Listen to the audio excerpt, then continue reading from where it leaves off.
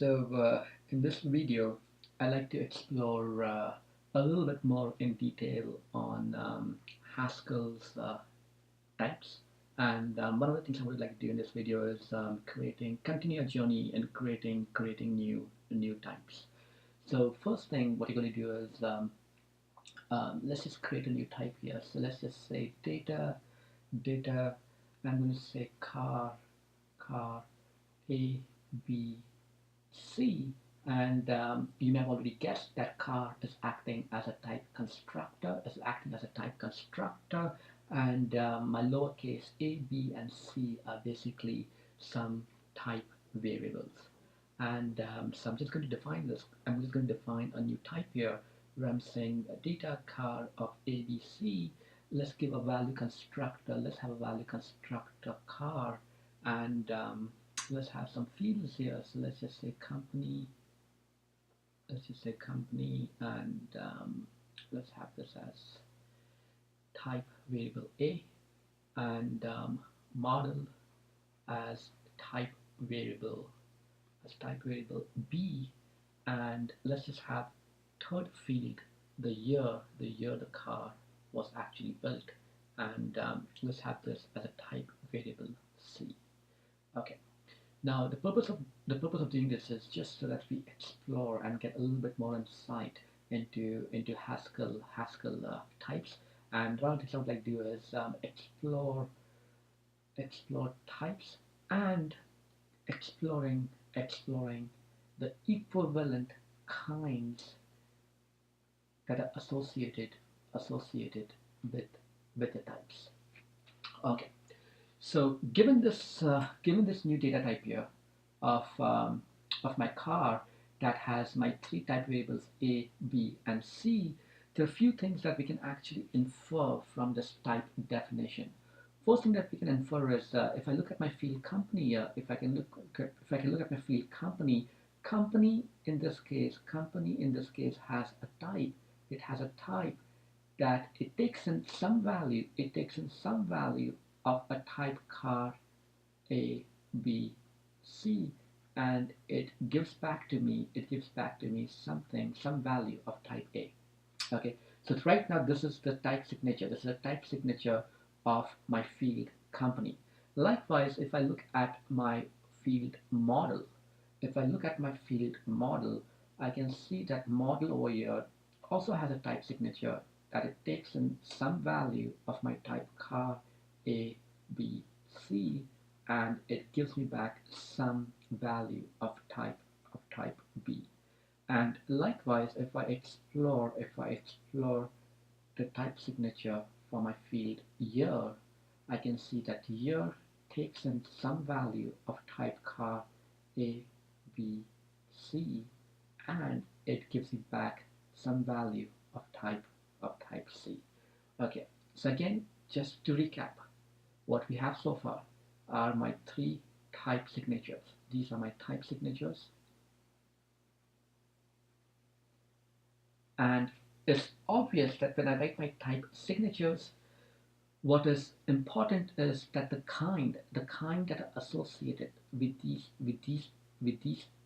actual types must be concrete type. So the kind is, so I'm going to put a star here, star indicating that each one of these must be a concrete type. So car ABC, this car over here is acting as a type constructor. This piece over here is my type constructor. Okay, it's a type constructor, and what it really means is that car is something, the kind of car is that it takes in basically something followed by another something. Remember, this is not a type signature, but this is basically the kind signature, where I'm trying to define what is the type constructor for car, and it takes in my the third type parameter, in this case C, something, giving me back a concrete type. So this is a type signature for car. Okay, so this entire kind, the entire kind of car ABC is going to be a concrete type that is defined by this style. Likewise, B is going to be another concrete type, and the C over here is going to be another concrete type. And by knowing A, B, and C as a concrete type, I already know that my type signature, sorry, in this case, my kind signature for my type constructor car, my car's kind signature is something that takes in a concrete type. A is a concrete type. I just got that right from my type signature.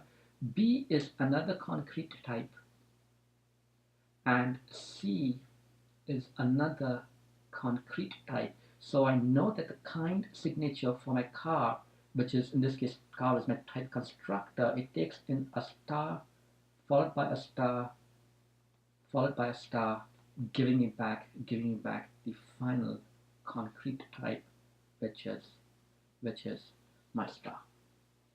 Okay, so this is the kind signature for my type constructor car, and let's just experiment with this to make sure that we have got this idea by just typing this out in the Haskell's shell here. So let me just zoom in a little bit here.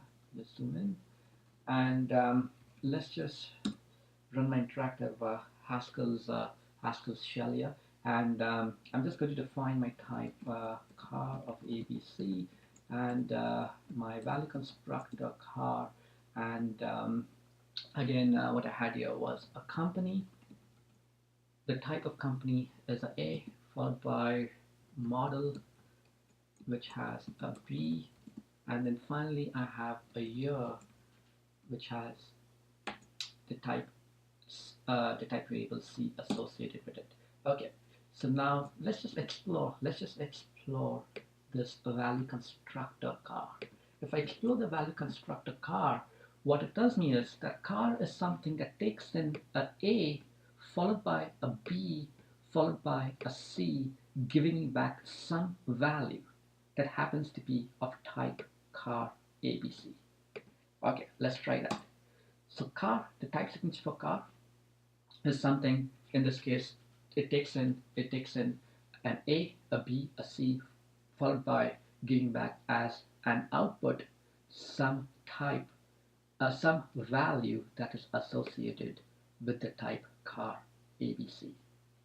Okay, now because this is my type signature, this is my type, this entire piece over here is my type signature, and I know that A, B, and C must be a concrete type. Let's just check the kind. If I check the kind for car, I can see that the kind for car is something that takes in a concrete type followed by a concrete type followed by another concrete type, giving me back the concrete type as an output. Okay, so I'm going to take a few more examples. I'm just going to shuffle some of the type variables in my type car that I just created, and try to create a variety of complex cases, and see if we can get a decent understanding by playing with those slightly non-trivial cases.